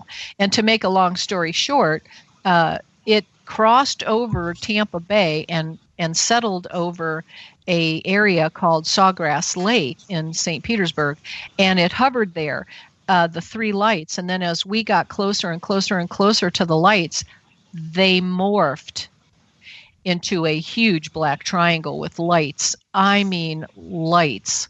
And it was amazing. And then it went down into Sawgrass Lake, never even ruffled a leaf on a tree. And yet it was hovered over the treetops. And you could not hear anything. It was unbelievable. And he became an instant believer. He was hanging out of the car window, hanging on, here I am doing 65 miles an hour, and he's hanging out the window, trying to get a better look at it. It was just a really powerful experience, but it was his first experience. Most people who hang out with me end up having an experience, which is interesting because my current husband hadn't ever really seen one, and we've had a couple right on our lanai on the pool deck just recently. We just had one about 2 weeks ago go over the house, and it was amazingly beautiful. It was a really beautiful opportunity to have together, So you have an amazing life. So you had all this stuff happen to you, and now you're a MUFON. What's your role with MUFON? Tell us about that. Okay. Well, with MUFON, I am a field investigator, but I'm also on the International Star Team. I'm also a director of memberships. I'm on the board of directors, and I been formerly an ASD and a SSD and a FI, which is an assistant state director and a state section director. And I've been working with them since about 2010, and I was led to them.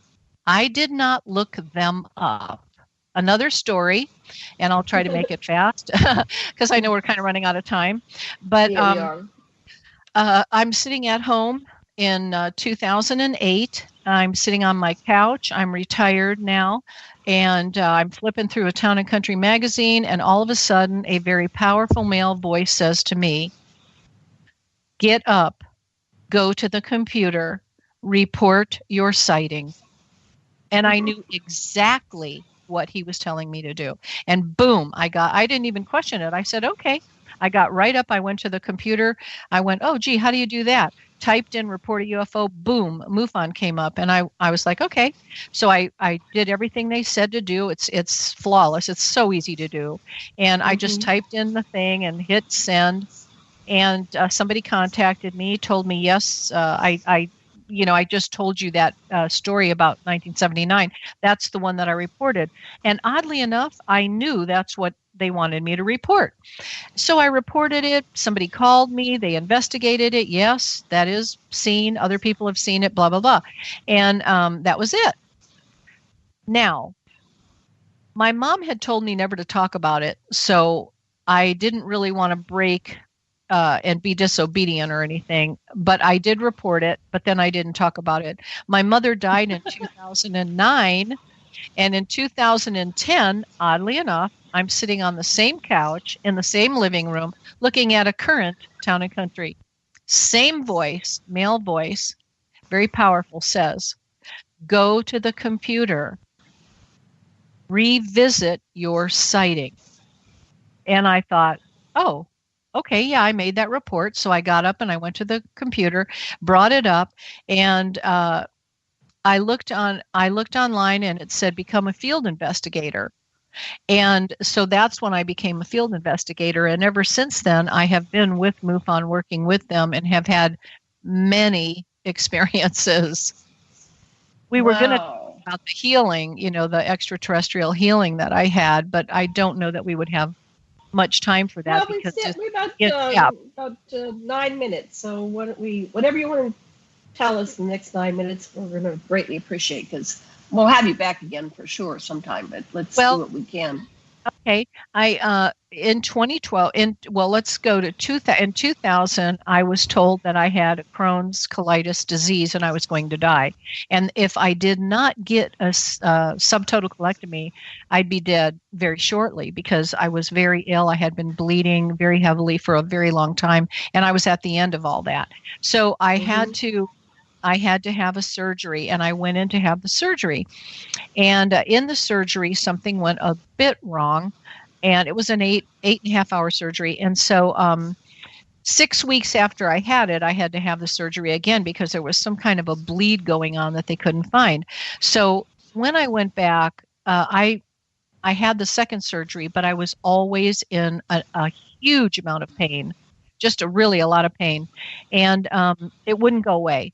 And so for 12 years now, fast forward, it's 2012, and I am laying in bed one night, and, I've had this pain for so long. It's just something I learned to live with. I couldn't wear a belt. I couldn't wear tight pants. I couldn't wear blue jeans or anything like that, unless they were kind of stretchy. And it was just really painful all the time. It never went away. And I'm laying in bed one night. I'm sleeping. My husband's sleeping. He's right in the bed with me. And all of a sudden, I roll over, and right there, next to my bed, is a very short reptilian. But he has a different type of scale than the other reptilians I've seen.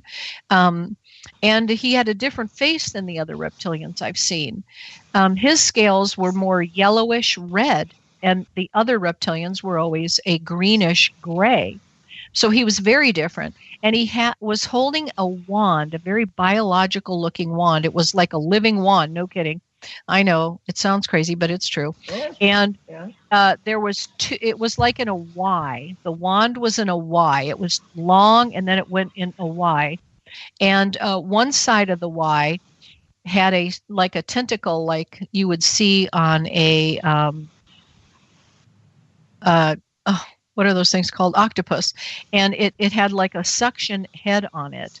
And the other tentacle was like what you would see in a flower, all wrapped real tight, and then it opens up as it goes, real long. It gets, I don't know if I'm saying that right or, but it was wound real tight, and it was like a leaf that opens, and it was wound real tight, and it started opening. And this extraterrestrial, just simply was looking at me and talking to me, and he said to be still. That's all he said. Be still. And I thought, yeah. And he inserted this vaginally, and that long thing that was unwinding wrapped itself very, very quickly, like around the area on my right side, on my stomach, where the surgery had been that had gone awry. And it wrapped it so tight, and there was like a heat involved with it. And the other one attached itself to me vaginally. And I was getting these very strong pulses, and just really odd. Okay, nothing like that had ever happened to me before, ever. And I was just like, you got to be kidding me, Lord. You got to be kidding me. And yet he was gone then. Like all of a sudden he was done and he was gone. And I'm still having this vibrational energy. I had that vibrational energy for 9 hours. In the interim, after about 3 hours, I was like a little bit freaked, and I decided to call the ERT team with MUFON, and I reported what was happening. And I said, I think I'm going to go to the doctors at the hospital. And they said, no, try to put that off. What are you going to tell them? An extraterrestrial, and I'm like, yeah, what am I going to tell them? So I'm like, okay, so I guess I'm stuck. I'm going to have to stay home here. and 9 hours later, it stopped. And the second it stopped, I was completely pain-free. I did not have pain until this second. I could hit myself as hard as I want on that right side, and there was no pain. Now, go figure. I would have never believed it if somebody told it to me, but because it happened to me, I am telling you, this is what happened. So amazing. It is amazing. But, if we have a couple minutes left, I do want to just invite all of your listeners to the MUFON Symposium. It's going to be in Irvine, California, July 26th through the 28th. And we are having our 50th anniversary. So we're real excited about that. We're 50 years old. Yeah. So are you going? I am. I will be there, part of the board, and I will also be there for as the director of memberships. And I would love to have people come, and please come and introduce yourself to me, and I'd love to talk to you and meet you. But James Peniston will be there, and Paul Stonehill, Dr. Irena Scott, Paul Hynek, and A.J. Gavard, and Cheryl Costa, Klaus Swan, Stanton Friedman, Dr. Lynn Katai, Dr. Joseph Burks, Adam Curry, and we'll have an astronaut there, Blaine Hammond. Jan Harzan, of course, will be there. He's our executive director. And Ken St. John, what an amazing man. Dr. Robert Wood, Kathleen Marden, and Dr. George Medish, and John Schuessler, who was originally a part of MUFON. So he's been here the whole 50 years. Isn't that amazing? And would just like to invite everybody out to that. Go to MUFON.com. MUFON.com, and that's in Irvine, and it's July. Yeah, I was hoping. Hoping I'm feeling better by then, but we'll see. We'll see what's meant to be. I hope so. That's very exciting. Yeah, I would love to. And that's just a 5-hour flight, so it's not too bad for us. Yeah, I would love to meet you guys in person. That'd be great. Oh, we would love to. Yeah, we'll see. We'll see if it's in the stars. But okay, we have like 3 more minutes. So, what about your group in Florida? What part of Florida? How often do you meet? Well, I meet every month, and we're here in Lakeland, Florida, and we're in the center of the state, literally. And I have the MUFON meeting as well as enigmatic anomalies. MUFON is we only talk about UFOs and what happens with extraterrestrials, but with enigmatic anomalies, we talk about everything from ghosts to, demonic things as well as spirits and other topics that happen to people. And we're open to everybody. We'd, love to have people come and look us up. You can find my blog at terilinge.com, and it's LYNGE.com. It's hard to say, but it's like bling. Teri Lynge. Ling. Yeah. Okay. And then hyphen, because I've been married now to Kevin Kehl, Kehl. So it's Ling-Kehl. And we would certainly love to meet everybody. And it's a free meeting. You just come and enjoy yourself and, bring your stories and your experiences. We're here for you.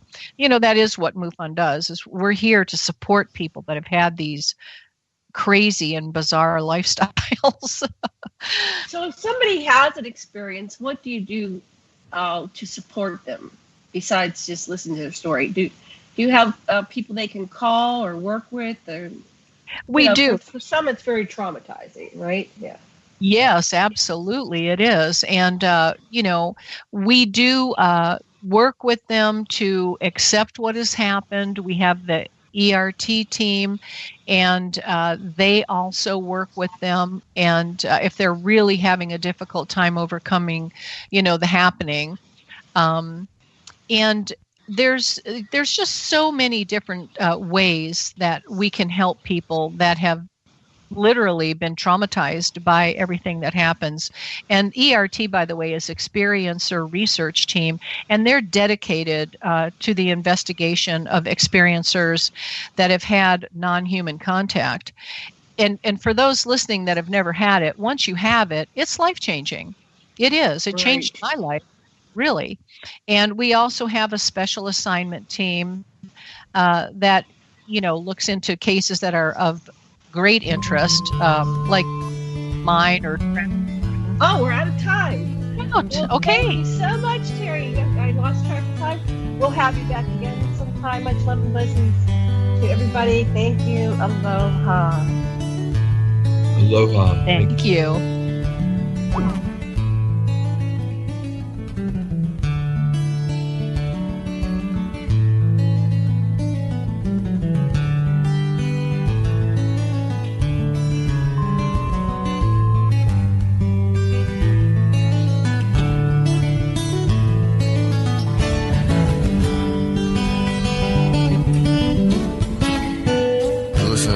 Radio at freedomslips.com. And we'll be right back after this message.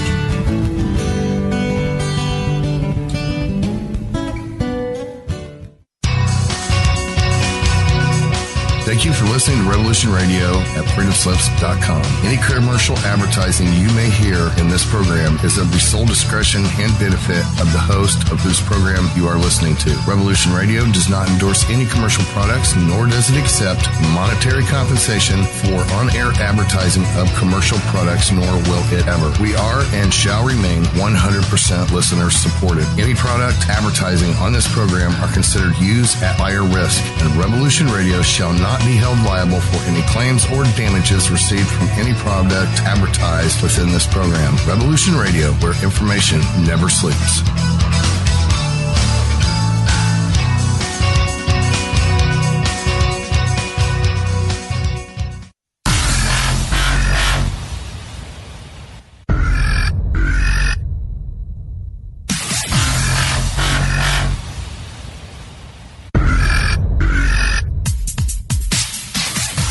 Thanks for tuning in to Revolution Radio. Here at Revolution Radio, we are listener-sponsored and commercial-free.